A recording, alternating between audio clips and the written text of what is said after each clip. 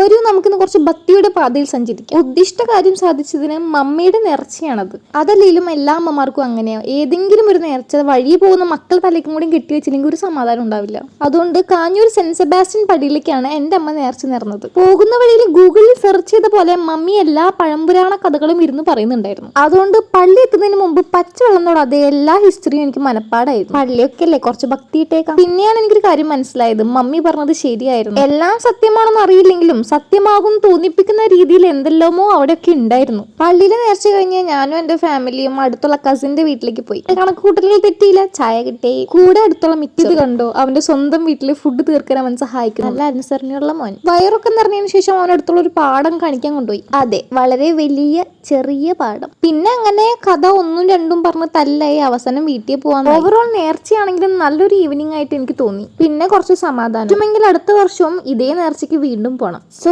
By.